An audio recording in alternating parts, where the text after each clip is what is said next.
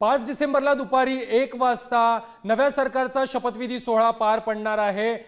नवे मुख्यमंत्री हे 5 डिसेंबरला दुपारी 1 वाजता शपथ घेणार असल्याची माहिती देखील समोर येते।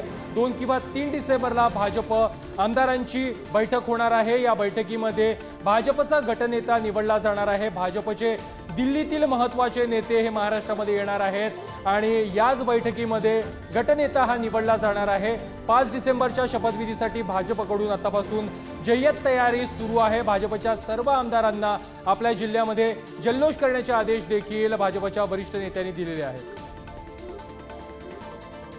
या संदर्भात अधिक माहिती देत आहेत आमचे प्रतिनिधी पंकज दळवी। पंकज, 5 डिसेंबरला दुपारी 1 वाजता नव्या मुख्यमंत्र्यांचा शपथविधी पार पडणार आहे। मुख्यमंत्र्यांबरोबर किती मंत्री शपथ घेणार आहेत या संदर्भात काही माहिती समोर येते का आणि कुणाकुणाच्या गळ्यामध्ये मंत्रिपदाची माळ पडेल या संदर्भातली काही माहिती येते का?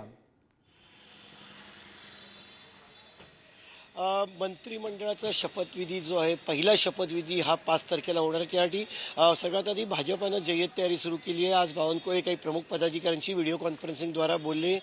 प्रदेशाध्यक्ष आहेत बावनकुळे। दुसरा मुद्दा, कार्यकर्त्यांना आपापल्या जिल्ह्यामध्ये, प्रमुख पदाधिकाऱ्यांना, आमदारांना आपापल्या भागामध्ये, मतदारसंघात जल्लोष करायला सांगितलं आहे। मात्र सर्व विजयी उमेदवारांना या शपथविधी सोहळ्याला उपस्थित राहण्याचे आदेश दिलेले आहेत। प्रमुख पदाधिकाऱ्यांना काही पासेस दिले जातील, कारण सुरक्षेचा विषय आहे। गर्दी जास्त झाली तर सांभाळणं अडचणीचं होईल, म्हणून काही मोजक्या लोकांना त्याचे जे पासेस आहेत ते दिले जातील। प्रमुख पदाधिकाऱ्यांना, नेत्यांना पासेस दिले जातील। आता राहिला प्रश्न, कोणाला मंत्रिपद मिळणार? तर भाजपामधून जे आहेत ते देवेंद्र फडणवीस यांची जी एक नवीन टीम पाहायला मिळते की काय अशी शक्यता दिसते। देवेंद्र फडणवीस जुने जाणते जे याच्यापूर्वी मंत्रिमंडळात होते, याच्यापैकी काही मंत्र्यांना वगळण्यात येऊ शकतं। त्याच्या जागी अनेक नवीन चेहरे आहेत। देवयानी फरांदे आहे किंवा नितेश राणे आहे, यांच्यासारखे नवीन चेहरे, संजय कुटे असतील, यांच्यासारखे चेहरे हे देवेंद्र फडणवीस यांच्या मंत्रिमंडळात असण्याची शक्यता आहे। 12 जागा एकनाथ शिंदे यांच्या शिवसेनेला दिल्या जातील। 8 ते 9 जागा हे अजित पवारांच्या राष्ट्रवादी काँग्रेसला दिल्या जातील अशी शक्यता आहे। अर्थात कुठलं मंत्रिपद कुणाला याच्याविषयी अजून काही नीट नक्की यांचं ठरत नाही आहे। मुख्यमंत्रीपद हे भाजपाकडे जाणारे जवळजवळ निश्चित आहे। उपमुख्यमंत्रीपद 2 उपमुख्यमंत्री, एक अजित पवारांच्या राष्ट्रवादीचा आणि एकनाथ शिंदेंच्या शिवसेनेचा उपमुख्यमंत्री असेल। त्यासोबतच गृह असेल किंवा अन्य महसूल असेल, ही अन्य महत्त्वाची खाती भाजपाकडे असतील।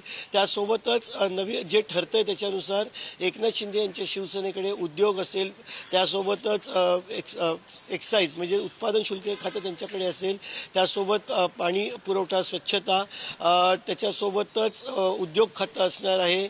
अशी अनेक खाती जी आहेत ती दिली जाण्याची यांना शक्यता आहे। अर्थ खातं हे अजित पवारांकडे असेल।